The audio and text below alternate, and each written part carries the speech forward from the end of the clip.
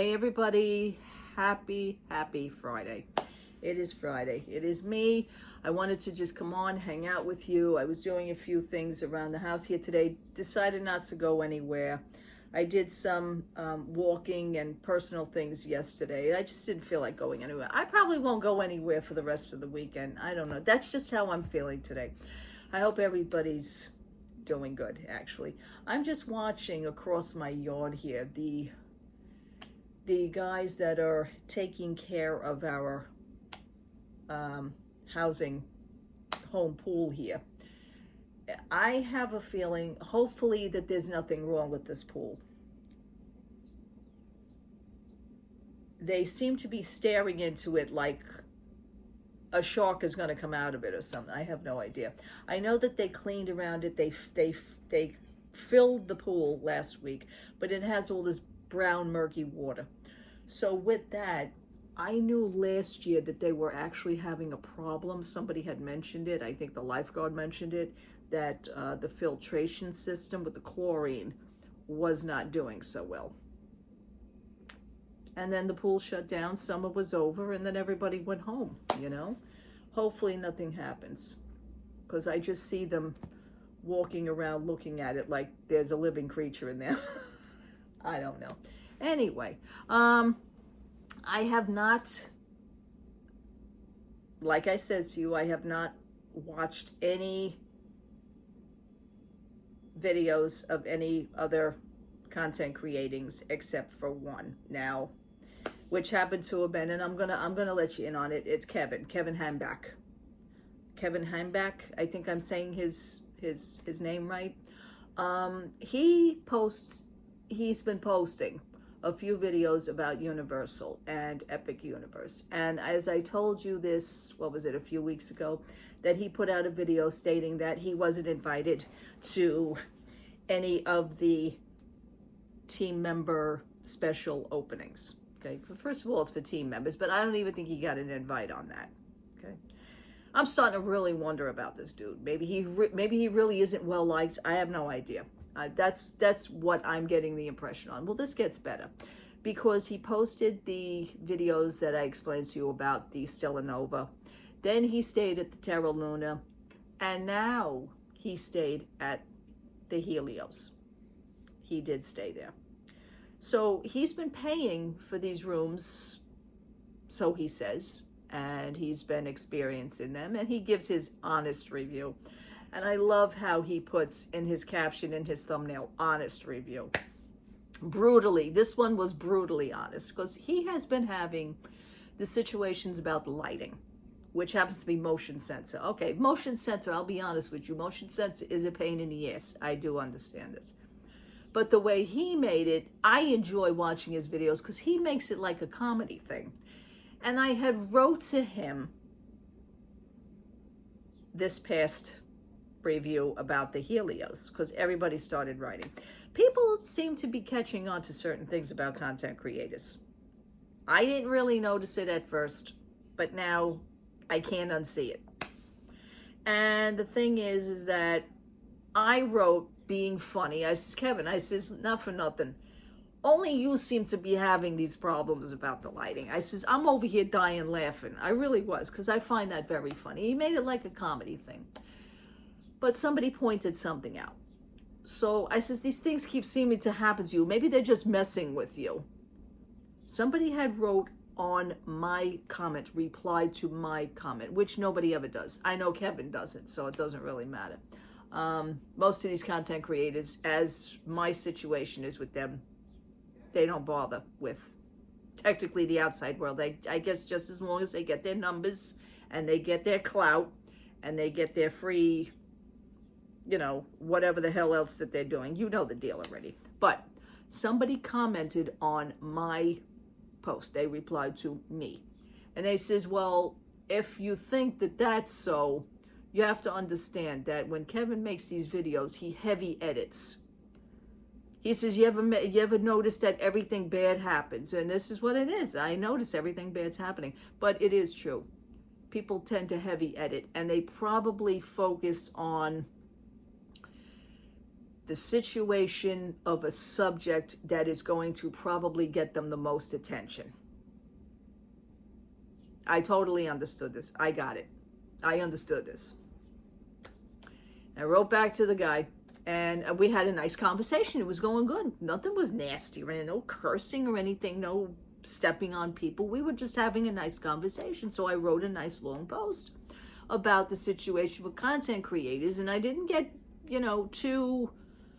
I wasn't nasty, but I was just telling my views of how I see things. I says I stopped watching a lot of content creators because they put out the same things, and and I put the Disney content creators seem to be going over to the Universal side because they really have nothing to post about on the Disney site, blah blah blah.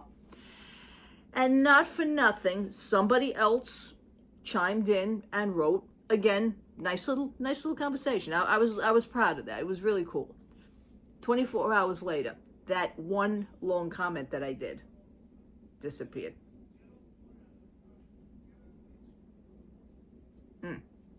I said, oh, okay.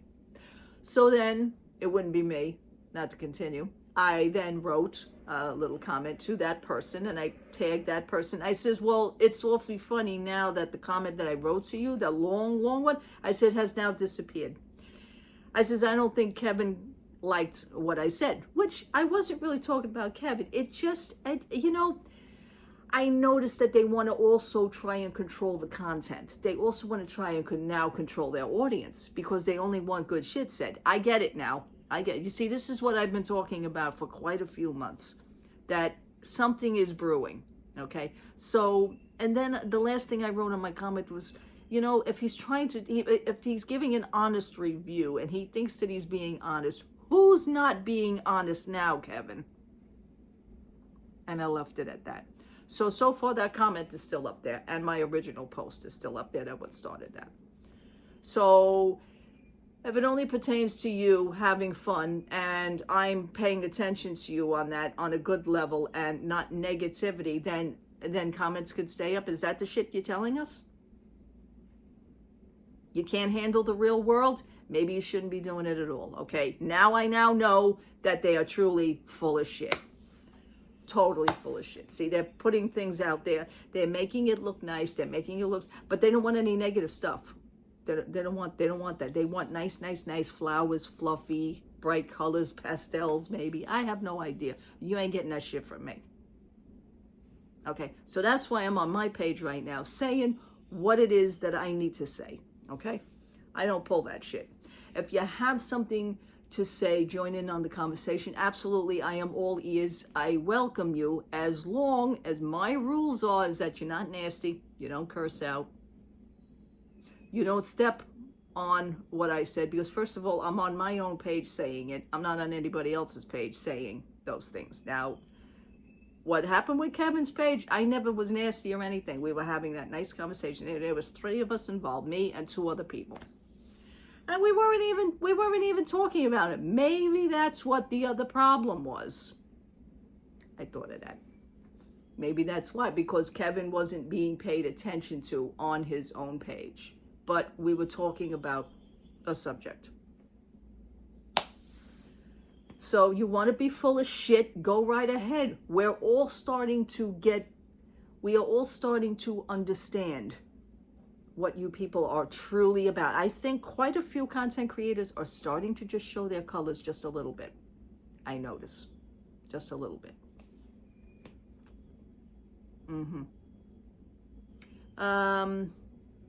The thing with, and I'll mention right now, I'm going to mention the thing with PC Dev. He's doing his Epic Universe, and everything is great, and everything is all wonderful, and everything's great, and that's it. People have told me about it. I have not even watched them. And this is what I'm saying. I refuse to watch. You know what I've been watching? Okay, I've been catching up with a lot of things. I have caught up with Squid Game. I really never gave Squid Game a chance. Going off subject here right now, pushing the other one aside. I really never gave Squid Game a chance. But they also have a thing where it's called Squid Game Challenge. And they do. They interview a bunch of contestants, and a bunch of contestants actually try for that certain amount of money. So it is a real reality show competition thing. And I'm waiting now for the second season of the Squid Game Challenge. So they are in the midst of wanting to do that with people, and I think that's wonderful. I don't know if there's going to be a Squid Game third season because I've already watched the second season. Now, I enjoyed the first season much better than the second season. I really didn't care for the second season. Some of the characters that were in the first season, which was the main character, and I really liked him in part one. I mean, I really liked him in the first season, but in the second season, he got more serious. It's like he totally changed, attitude-wise, character-wise. It was a little weird, but anyway, yeah, I'm hoping for the next season also. I also stumbled upon a game reality show contestant challenge, which is based in Japan, and it's called The Devil's Plan. I binged watched all 12 episodes of that. So I know now that they're going to be releasing a second season, and I think it's May 9th. I want to say it's May 9th. I'm totally happy about this. See, this is what I enjoy. That's what I wanted to see, you know? Yeah. Did I mention to you guys that I watched Harry Potter? I literally watched Harry Potter. All 8 movies. Excuse me, part 7 in 2 parts. So I consider that 8 movies. I did that also. So I watched part 1 on a Thursday. I started it on a Thursday, part 1. On a Friday, I watched part 2, part 3, and part 4. All 3 movies in one day on a Friday. Then on a Saturday, I watched 5 and 6. And on Sunday, I watched part 7, part 1 and 2. So I did it. It took me 20 years to do it. And I didn't realize. Now, I don't know if I also explained this to you, because I don't backtrack to my videos. Once I release them to you, I don't backtrack to them. But I don't remember telling you that Harry had a quite of a sad life that I noticed, and you know why he is and how he became, and you know the Harry Potter the Hogwarts and everything when he went to the school. I think that it was a rescue. It really was, and I think maybe his mom or his family had something to do with that. That's the interpretation I get. I mean, it was like a rescue mission for him. You know, but yeah, I enjoyed the movies. Am I jumping up and down over them? Am I going to become a huge fan? No, I'm not. But I do appreciate watching other people's fanisms over it. There is another person that I have on my Instagram. I had her now for quite a few years over here. She is a huge, I want to say she is the top #1 Harry Potter fan, at least in my book. Because I don't know anybody else around that has what she has and does what she does. You know, I mean, I know people have rooms dedicated to things, yeah, but this is more of a serious collector and a fan, really. I mean, she really is. And she was also featured in People magazine.